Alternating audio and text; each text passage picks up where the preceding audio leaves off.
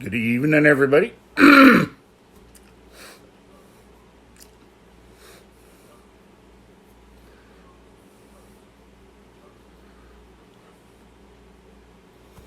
Harry. John.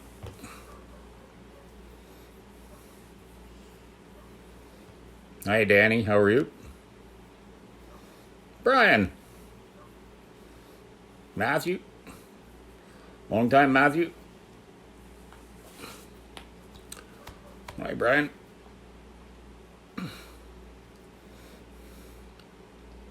Chad. Hey, Frankie. Hey, Kathy. How are you feeling tonight, Brian? Any better? Regine? I think so. Hey, Frankie. Hey, Jeff.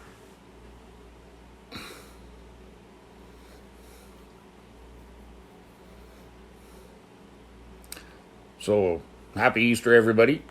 Hi, Wanda. My condolences for all you continually shut-ins. We are here at home, too. Hi, Harold. How are you? We are here at home yet, too. There's me and Mum that are on the list that are, what do they call? High risk, yeah. And immunocompromised. Hi, Greg. Hey, Chuck. Hi, Mike. Anyway, hey, Greg. You guys got spring down east yet? We sure don't have. Lots of snow yet. Hi, Josh. Hey, Randy. Hey, Fred. Well, I'm glad to see you around there, Harry. Hey, Mitch. Anyway, we'll just wait a minute. I'm not doing too bad, Kelly. How about yourself?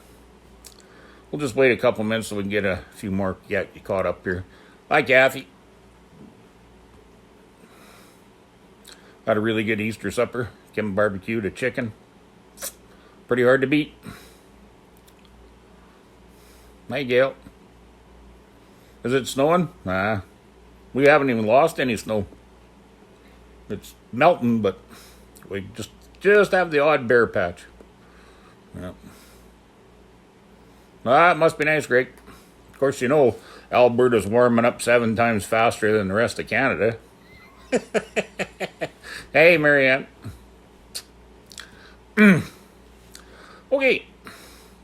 First of all, I want to send out a heartfelt condolences to Brian Perel and his recent mishap with his team and manure spreader. It's never a good thing to see anybody get injured in our growing smaller, dwindling community of horse people. And I hope you have the speediest recoveries, Brian. I truly, honestly do.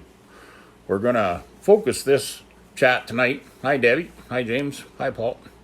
We're going to focus this chat tonight and try and help alleviate that problem that you've run into and make it understand that there's more of a deeper underlying problem than just the neck yoke thing. Yeah, I wish the virus thing was gone too. So, what happened to Brian, in case those of you who don't know, is my understanding, I'm making some assumptions here, Brian, so if I'm wrong, by all means, correct me.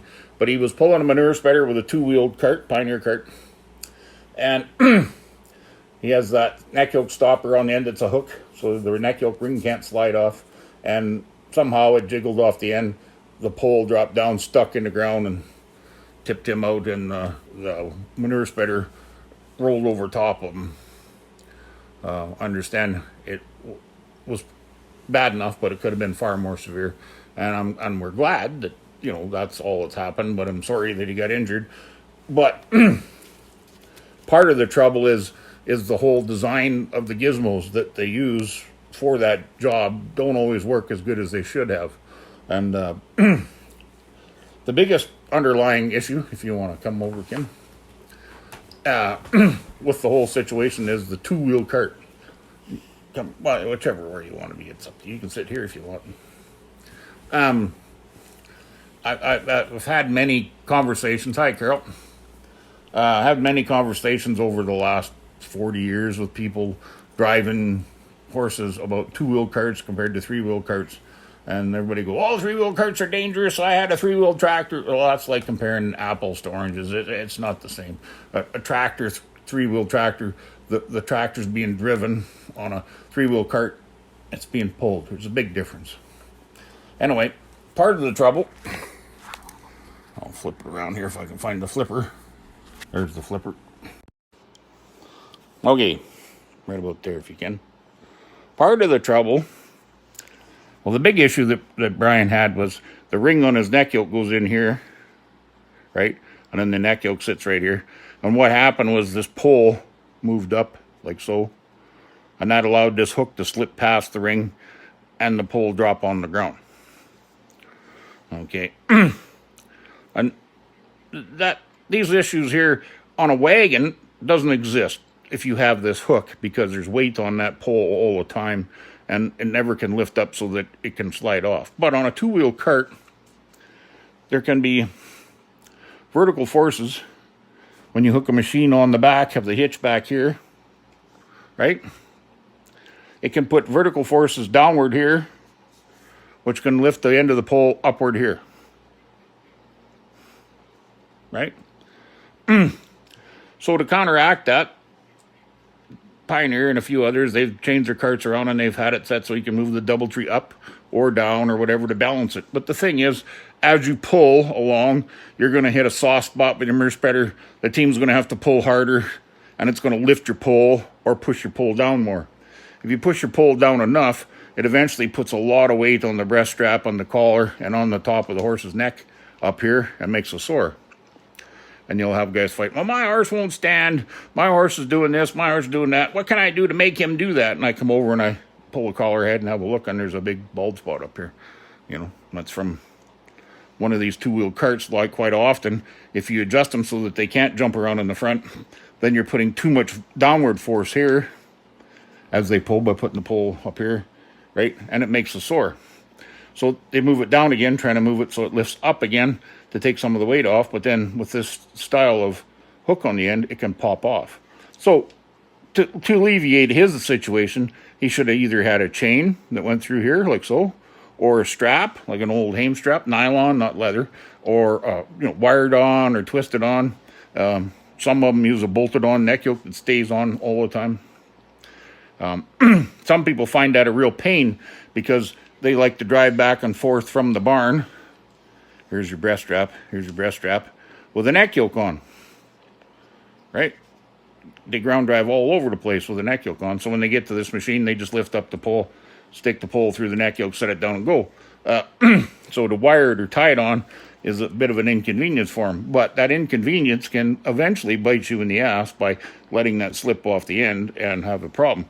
Some guys go, I always hook mine short enough they can't come off the end.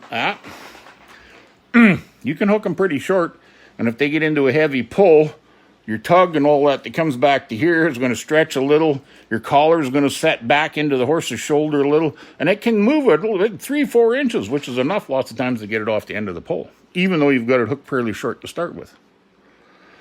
The big issue of the whole thing is the two-wheel cart. No matter how you figure it, where you've positioned your DoubleTrees and your late up here, down here, you can get the balance good sitting in the yard. The moment you start pulling it through and it gets into a heavy pull, light pull, downhill pull, whatever, it's going to move your pole up and down, up and up and up and down, up and down, up and down, and it gives that chance that it could come unhooked. So the only way to alleviate a two-wheel cart is to put that kind of a chain or strap on or whatever that it can't come undone. Better yet, don't use a two-wheel cart. Use a three-wheel cart. That's one that has a caster wheel up in the front here, right? That comes down. Usually they come down with a curved back like so and a big wheel. And I've got lots of pictures on this, just rudimentary idea. And then the pole hinges here. So as the cart moves up and down like this, the pole doesn't. The cart can move up and down like this, and the pole doesn't go up and down with it like so. It just pivots like so. It goes down and up and down, and it doesn't come unhooked. You take like a typical farm wagon, rough drawing, right? Pole coming out from a farm wagon. Right here, there's a break in the pole with a queen pin that goes through here. And that allows the pole to add just a little bit of weight all the time at the end of the neck yoke. And that keeps it from hopping out of there. Whereas this, it can go up and down and allow it to hop out of there. Even on the wagons we have here at home, they all have this setup. Here's that pole in, right? And it goes back with the neck yoke stop here, right? All of my wagons have something on the end here. Either a nice big hook like so, right? Or, here's the end of the wood here, and there's usually a loop. Or there's a thing much like this one. It's a cutout piece. Or there's something there that keeps it on there. Or I tie it on. I will physically put a piece of chain or wire and tie the thing on. And that neck yoke pretty much stays with there. But if you need to, you can get it off. Most of the ones I have that even have this type of a jaw here, when you go to take the neck yoke off, here the ring sits here, and you're trying to slide it off, it's tight fit here. You literally got to give it a boot or a hammer to give it a bit of a whap to knock it off. I want it to be snug so it don't just fall off by accident.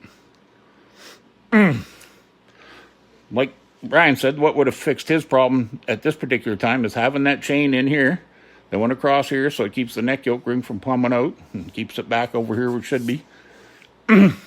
But the long term is the two-wheel cart. Allows that whole pole to move up and down a lot and allows it to wiggle off the end.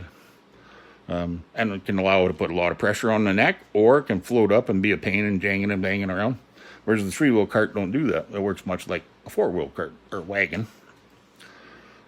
Anyway, I'm probably going to get some flack over the three-wheel cart thing being a thing, but three-wheel carts aren't dangerous. They ain't tippy. They're not nothing. I've used them for, we built our first one in 1980, I think.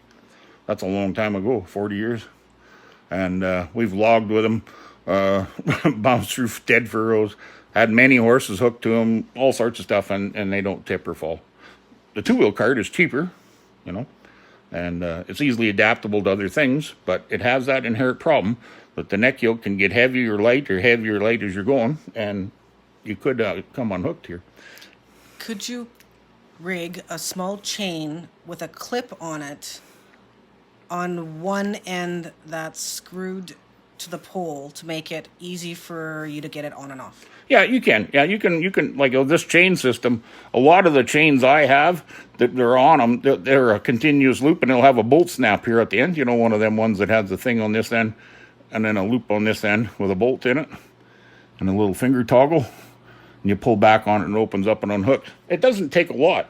It's not necessarily needed to hold the load that the team would have on that particular chain all the time. It's just to catch it in case it's jumping around, right? And that would fix the problem that he had this time, but the inherent problem is the whole cart jumping up and down, right? But you're going to get in lots of situations, maybe with some types of wagons or whatever, that could do that jump up and down in rough terrain, and you still want it tied on. Another thing, like I said, that can happen is your tugs can stretch.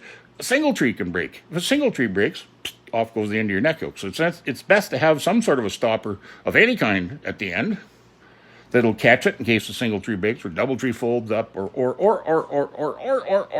one of the 10 million things that can happen to you while you're driving a horse, right? So we have, on all of our wagons, we have a stopper of some kind. When we're concerned about it, we make sure they're tied on. Horse mowers, all our horse mowers are bolt on. So the end of the pole comes out like so, and it's squared off, comes back, and there's an eye bolt that goes right through the thing. Like so, with a nut on it here, and the eye bolt goes through here. There's another eye bolt that comes around this way, and it goes up through the neck yoke here. So it stays on, bolted on. There's no way in heck that can come off of there. And that's just ungodly important when it comes with a horse mower, because if you've got a horse mower, here's your wheels, and here's your cutting bar sticking out this way, and your pole, and your neck yoke comes off, and your pole goes that way, that cutting bar can swing right around and hit your horses in the hind leg. So that's not a good thing. You want to make sure that neck yoke stays on. But like I said, some guys like to drive their team around all the time with a neck yoke in between when they're ground driving. What for, I don't know. It's not necessary. But they seem to think it's a safety thing that they can't turn around. Well, they can turn around with a neck yoke on, trust me. When you train colts, they can find all sorts of things they can do, right? but it's really important that you have it designed so that can't come off at the end. What happens, here's just a rough drawing. I'm not a very good artist, but here's a team, per se, right? And they have the neck yoke in here, and then they have their lines that cross over, right? And their thought is that if without the neck yoke, they could swing out wide and break the line. If the line's weak enough that that horse can just lean out sideways and break it, you got bigger problems than using a neck yoke. You got bad lines, and you should get new lines. Part of the trouble is when you, here's your horse's collar, say, and this is, and his shoulder and his knees come down like so, and you have that neck yoke hanging down here, what it has a tendency to do is bump them on the knees, right? With the neck yoke hanging there, they're trying to walk. So they'll end up shortening this breast strap up real short so that the neck yoke can't bump them on the knees when they're ground driving around. Well, that's a misadjustment for a wagon driving, and again, not fixing the problem. The problem is that the neck yoke should be attached to the wagon, and you drive out there and hook on. It's much safer that way. Anyway, that's my little rant, and like I said, I'm not picking on Brian. He done what he thought was best, and that's the kit that's sold with the thing to keep the neck yoke on. He did nothing wrong, in my opinion. You know, he did learn a lesson, though, that, you know, a lot of us old timers preach all the time, is tie it on, for sure. But there's another line problem with the two-wheel cart, is that whole situation, right?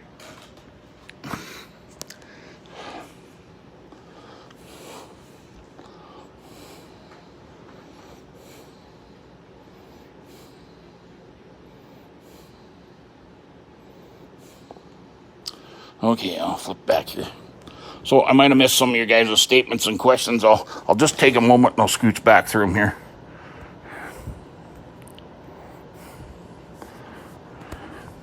Yeah, two-wheel bolt-on neck yokes are safer. Yeah, for sure on that situation.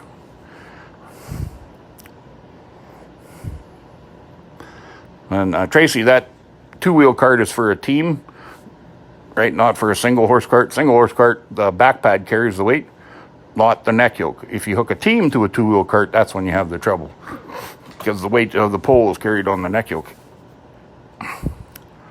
Okay,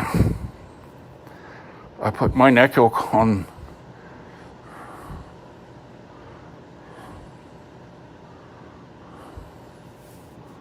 Right.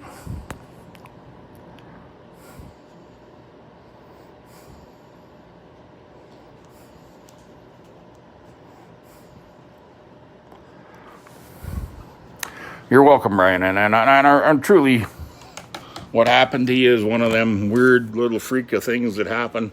You know, it truly is an unfortunate situation.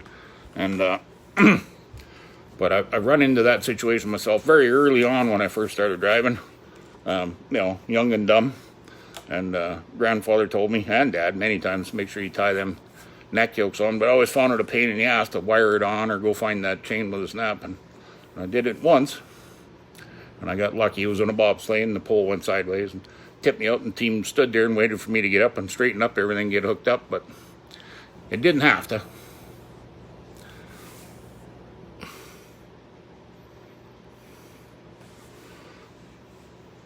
So after that experience, and we're always training colts, It's rarely that I take just a team out for a drive unless I'm doing like a wedding or you know, a hayride somewhere.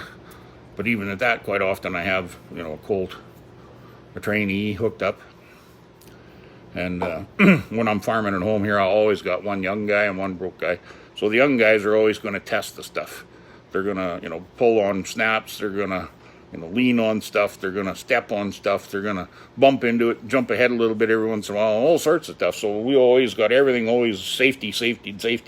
Even when we're a little unsure, we take black tape and tape the single tree ends just to make sure, you know, they can't come undone. When we did the big hitch, every single tree in that big hitch on all 30 horses was taped.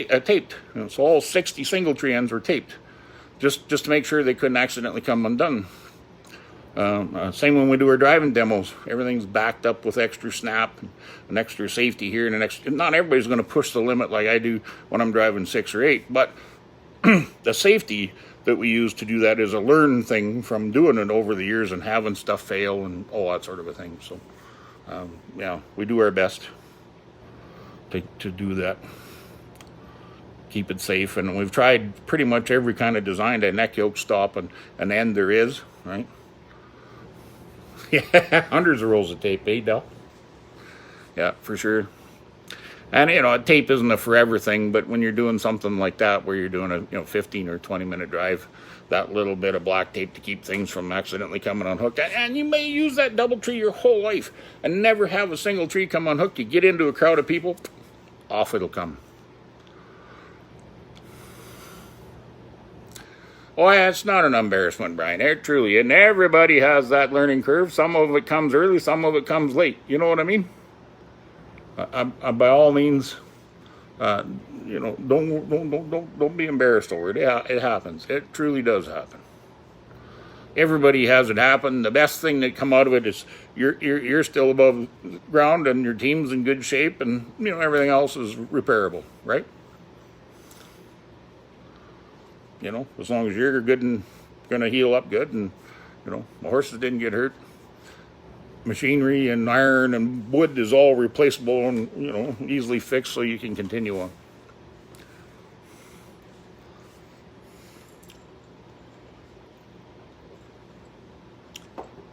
We still have winter here.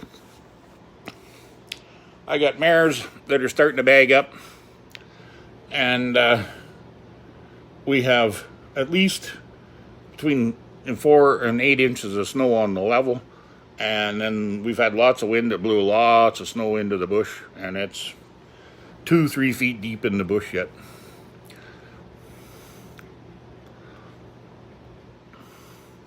No, for sure, James. Knowing doesn't always mean doing. I've seen lots of guys that know better that take the chance. It's like when you're out in public, never lay your lines down. Never hang your lines on a line peg when you're in a parade.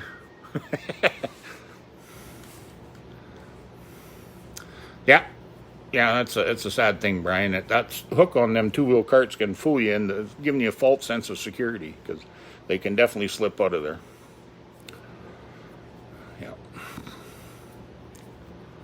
Yeah, so we still, like I said, we still got lots of snow. We're just starting to get the odd puddle filling up, but underneath, and then it freezes over, but the water is draining away underneath, so.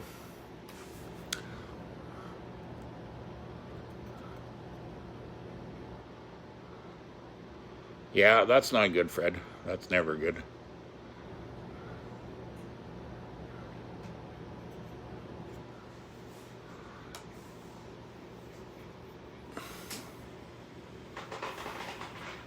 Yeah, we would, well, around here we call tying on. When we're teaching the clinics, that's one of the first things we kind of hound on everybody, is to make sure it has something, at the very least, but better if they're tied on.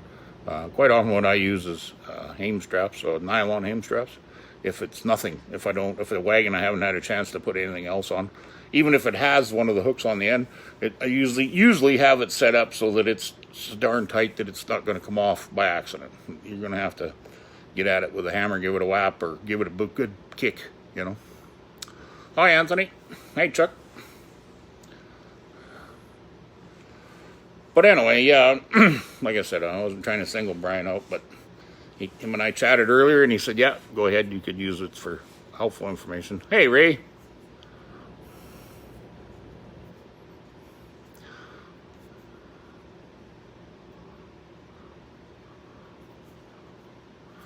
What can I do for you, Ray? Hello from Arkansas. Would like you something.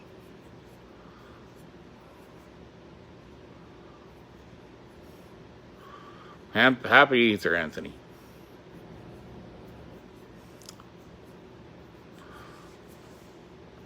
Yeah, so anyway, my meds had another reaction, ended up in the hospital overnight again, back the next day. Played out. Oh, meat. Would like to. Well, sure, Ray. If I ever get healthy enough, I'd like to do some traveling down south. Here's ruts. Pretty rough. Yeah, that's exactly the situation, Brian. where that can happen, eh? You know, rough ground. Agnes. Happy Easter, Billy and Glenna.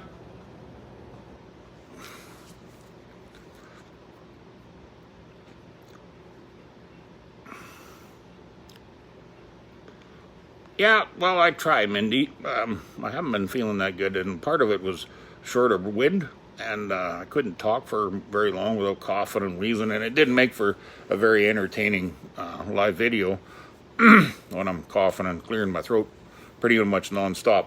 It's getting slightly better, so I can control it for longer periods of time, but yeah.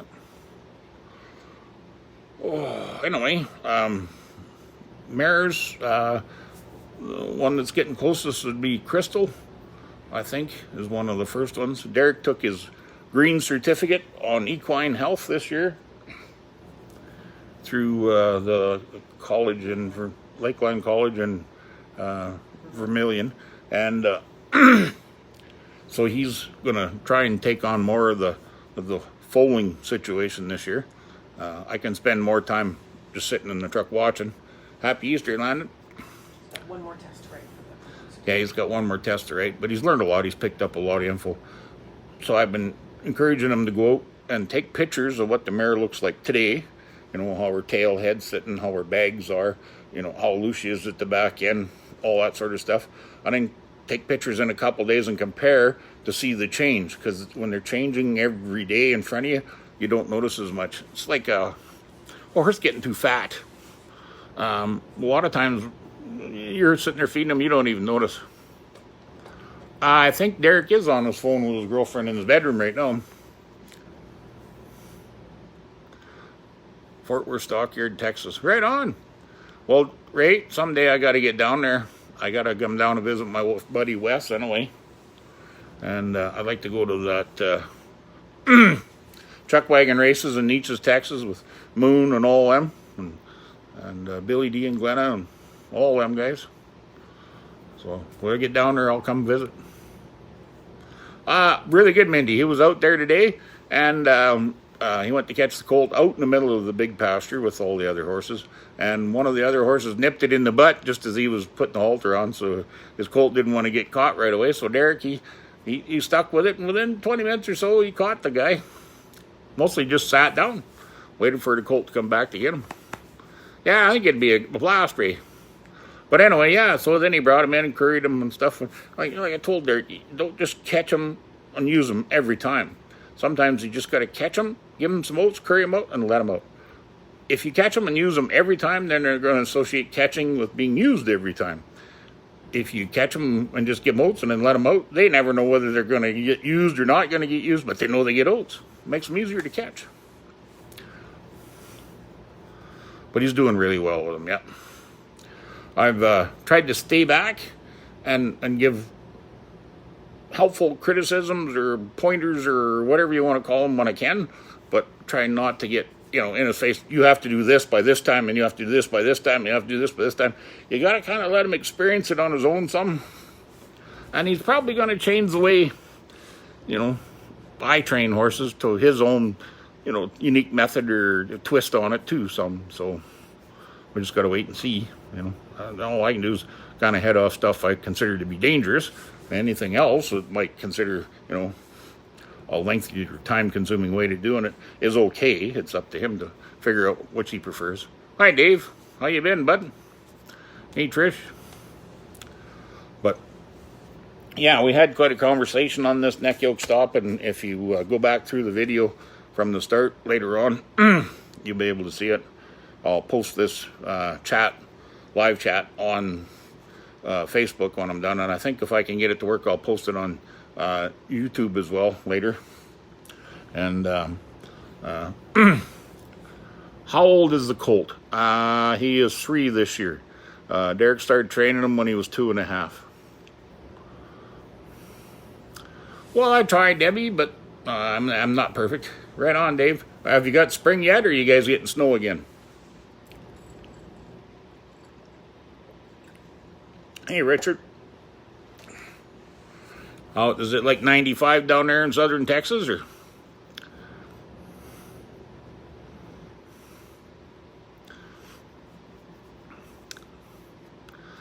Oh, yeah, so anyway, it's been a pretty quiet Easter here at the homestead. We've had Kim home for the longest stretch of days in a while because she isn't working overtime. 85, yeah. Overtime like crazy because of the new, restrictions we're all under. And my son, he's home now. They shut the schools down, so he's home with us till fall. So we've been busy trying to find stuff to keep him occupied. Being a young guy, staying at home and missing all his buddies isn't easy. Yeah, true enough, but I said, at least you have the internet. We didn't used to have that. Where you could FaceTime and all that stuff. But anyway. Anybody else have any questions or concerns or anything they'd like to discuss? I had kind of an idea of what I was going to talk this one over with, but I think I'll leave it for another chat when this one from Brian come up. And I thought it important. It's one of the ones I've had to deal with over the years, that two-wheel cart. He's been driven with a team, in a team with one of our old broke horses, about, I think, 6 times, 5, 6 times, something like that, Jeff. And then Derek took to riding him. So we'll let Derek. Yeah, well, that's what we plan on, Fred. But Derek took to riding him. And I thought, well, he's at the stage in his training that, it doesn't really matter. He can continue driving or he can start the training to ride. So we'll let him train to ride till he gets that down. He's already planning, 20-mile trips with him. So we'll let him get the riding through. And then, when we can, I'll start sneaking him back in, get him peeking through a collar and putting some miles on him.